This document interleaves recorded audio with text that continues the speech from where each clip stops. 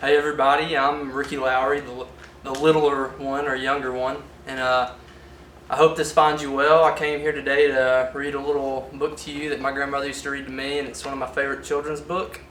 It's called A Story of Self-Sacrifice, The Little Rose of Sharon by Nan Gurley. That's kind of what it looks like. There's the inside cover.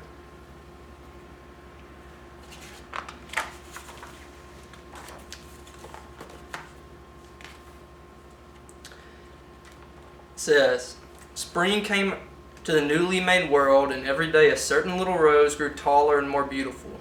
Surely the Creator will be proud of me, she hoped as the color deepened in her petals.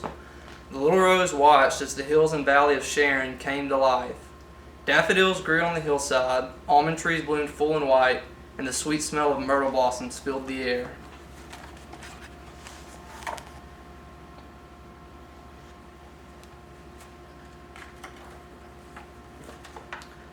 As the large green leaves on the fig tree above her danced gently in the breeze, the little rose looked up and saw a dove sitting on a nest made of twigs and grass.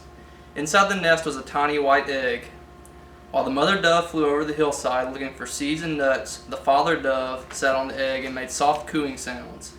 Someday, very soon, thought the little rose, the baby dove will hatch out of its egg.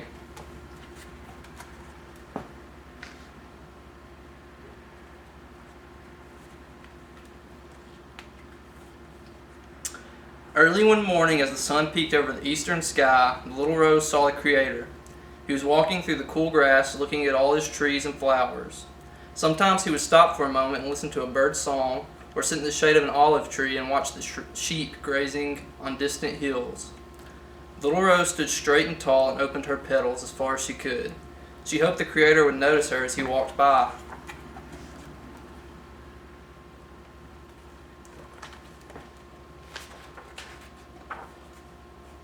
Soon he came walking toward her. Surely the Creator will be pleased with my beautiful petals, she thought happily. Then the Creator stood before her. For a long time he looked down at her deep red petals and smiled. Before he turned to go, he bent down and breathed her sweet smell. The little rose felt her heart would burst with joy. He noticed me, she thought, and he smiled at me. Truly he must think I am beautiful. Later that evening, as she drifted off to sleep, the little rose was still remembering the smile of the Creator.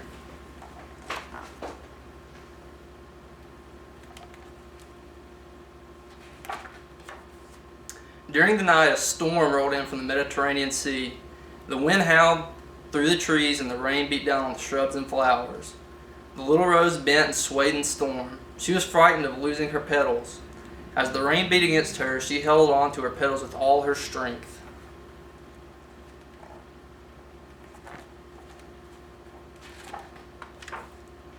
Finally, the storm ended. When morning light filled the sky, the little rose was proud to see that none of her petals had fallen to the ground. But when she looked down, she saw a white shape on the ground below her. It was the tiny dove's egg nestled deeply in the grass. It must have fallen out of the nest during the storm, she thought.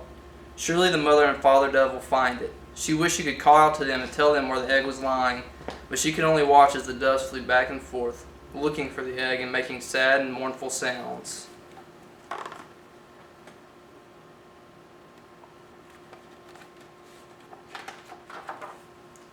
All day the doves searched for the tiny egg, but they never saw it in the grass beneath the rose. When the sky began to darken, the doves flew back to the branches of the fig tree. If the egg is not kept warm, the baby dove inside it will die, thought the little rose as the cool evening breeze began to blow. She was sad to think that the baby dove might never break out of its shell and learn to fly. If only I could keep it warm.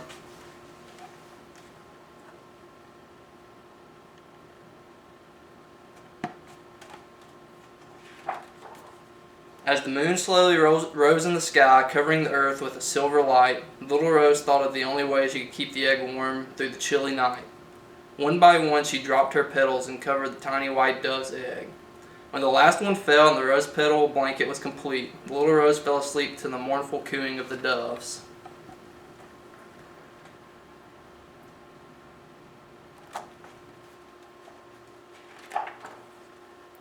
Early the next morning, the little rose was wakened by tiny chirping sounds. What could it be, she wondered, and then she noticed the smallest movement beneath the fallen petals.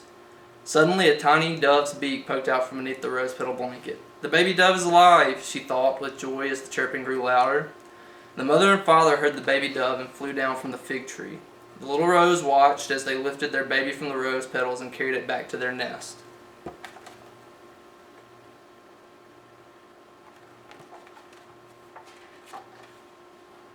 Later that morning, as the little rose was listening to the gentle cooing of the doves, she saw the Creator walking on the hillside. "Oh dear," she thought, "I hope he doesn't notice me. Without my petals, I am no longer beautiful." The little rose was so ashamed she looked down, but when the Creator stood before her, he gently reached out and touched her stem. "You have given all you have had to save the life of the baby dove," said the Creator. The little rose felt warm inside at the sound of his voice.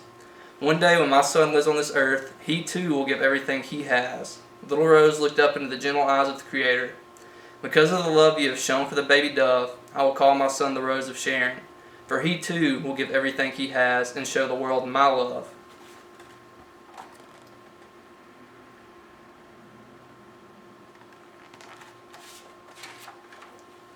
The Creator tenderly touched her stem once more, and as he walked on through the hillside, the little rose joyfully lifted her face to the warm light of the sun.